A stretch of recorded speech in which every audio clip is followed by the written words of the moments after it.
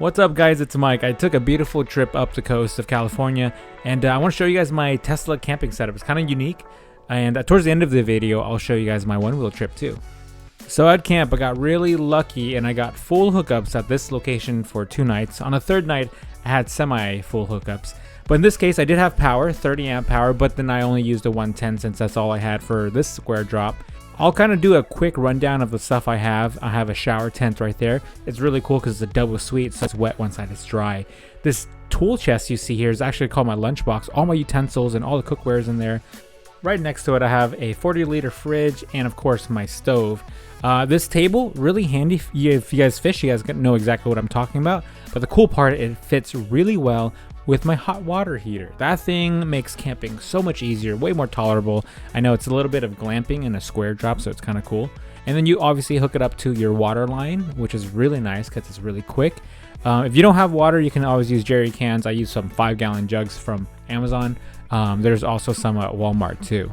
On this side, you guys see the handy table that I built a while back. Made it within like 10 minutes of just some scrap wood I've had laying around. Also carries some portable batteries, which are really nice, lithium batteries. For my lunchbox, a lot of people do ask me about this because it's kind of a weird thing. It's a toolbox, right? But I carry all my stuff in there. I wanted something that was multi-purpose in case one day I did sell the square drop. I needed something that I can repurpose for life later down the road. And this was kind of perfect, but it fits pretty much everything I need. Pots and pan goes on the bottom, random things, and then utensils, spices.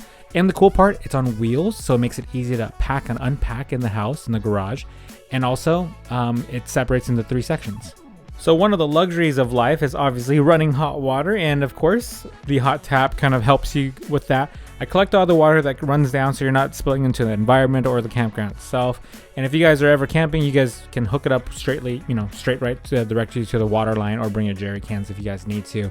The system's really easy. It just all the fittings are pretty standard to what the industry is right now. And so I quick connect that into the faucet, and everything goes right into the back of the hot tap. You've got an inside and an out, so inlet and outlet. In would be the blue and the red would be the out, which pumps you nice warm water. Actually kind of hot. It can get up to like 105 degrees if you pump it up high enough. Now a big unnecessary thing is a shower, and this right here makes life easy and comfortable, especially if you're at the beach and you're hanging out in the water a lot during the day, or if you're one-wheeling.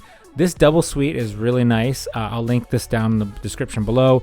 Has a shower head, which makes it so nice to have. This is the dry side you're looking at right now with a laundry bag. I can put my keys and phone on the bottom hooks, and then on this side is the wet side, so you can zip that up completely. You can do a nice shower, clean yourself off from the crazy day, and then you can dry yourself off, hop into the dry side, and actually get dressed without being dirty. Lots of zippers, lots of windows. So I've done this in like 50-degree desert weather, so with wind, and it's kind of cold. And it was comfortable. It was nice and warm inside, and I wasn't cold at all. So big luxury in having one of these. Definitely a must.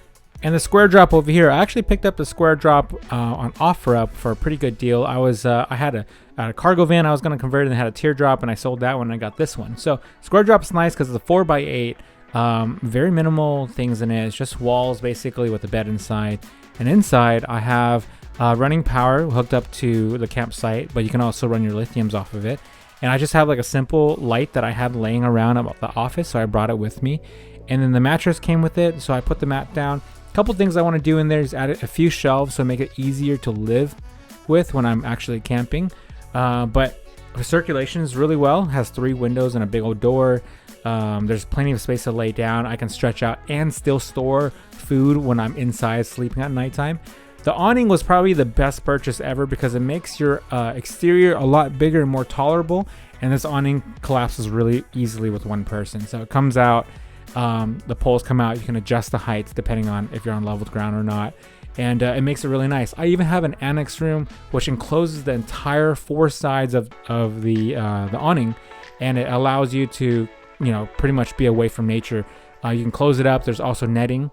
Inside actually has a nice LED strip light, but I actually bring some string lights also, and I brought the string lights right there for it to kind of illuminate the entire campground from my space.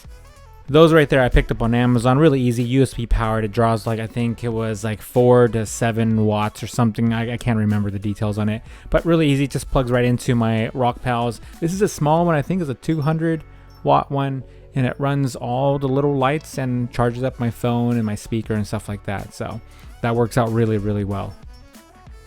As for power cords, I'm actually glad I got these. I bought these a long time ago for the house when I was running Christmas lights, but it's a power cord that has multiple spots where you can plug into. So this made it really nice because I can plug in lights. I have a big old American flag that I can plug in midway through. In this case, the last plug plugged into my fridge, which was really nice.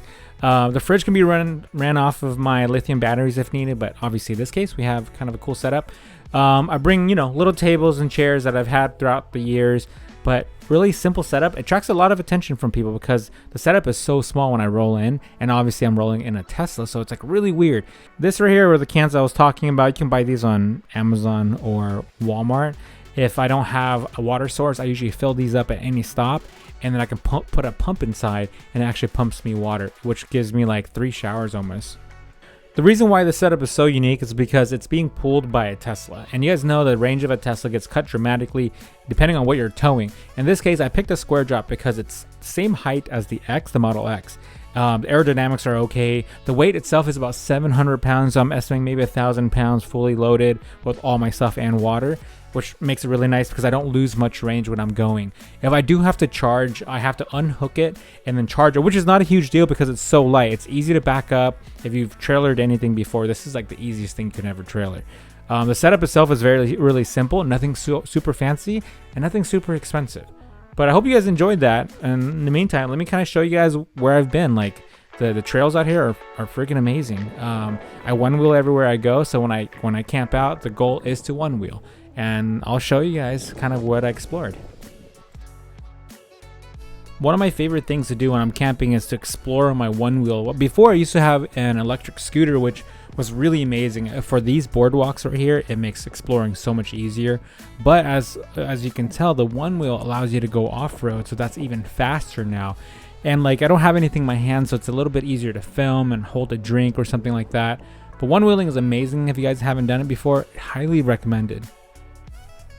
A lot of questions I get is like, how do I find these places? And honestly, I just Google map everything that I want to do. So I look on a map, I look at an area that I want to go to, and then I find a local pier. Usually cities that have a pier has a life, like some sort of beach life. So I look for a pier, and then I find if there's a boardwalk like this, if I can ride it. And pretty much I just pinpoint it on a map and I just ride and explore. I find, parking that's decently far away, so I don't have to pay for parking. And then I just ride my one wheel, and look at the things I find. Like these places, I didn't find it online through like an Instagram post or anything. I just found it through using Google, which is an amazing tool. Another perk with being on the one wheel, obviously I can kind of go in these type of locations, but it's quick and easy. I went to the grocery store because I didn't want to unhook and take the Tesla and everything. It's close enough. So in this case, I was able to like hold my phone to film a little bit and even hold a grocery bag. I decided to take the long route, which is this route right here that I explored the previous day. It takes me through a railroad track, but also took me on a dirt path, which was a little harder on a one wheel than usual. But these places are so amazing. And if you guys have been watching me for a little while, you guys know that for the way that I mentally reset is I like to be out in nature a lot. So in this case, I love being near water, and something about me and water, it brings me a lot of peace. So when I camp out, I try to find locations that give me water. I've found places like near lakes, and lakes are a lot of fun too, but oceans for some reason just makes me feel a lot better about everything. And so I try to find locations with near the beach. And the views, as you guys can see, is amazing. I mean, where else can you get these type of views? But yeah, guys, I'm going to end the video here. If you guys enjoyed what you watched, go ahead and just, do the like and subscribe and notification and all that good stuff. Leave a comment, but let me know what kind of content you guys really want to watch, and I'm more than happy to make it for you guys. Camping stuff is like once or twice a month for me, so I have a ton of possibilities for content. And I get to explore so many cool parts in California. But thanks for watching. Follow me on Instagram at SmurfinWRX, and I will talk to you guys later. Peace out.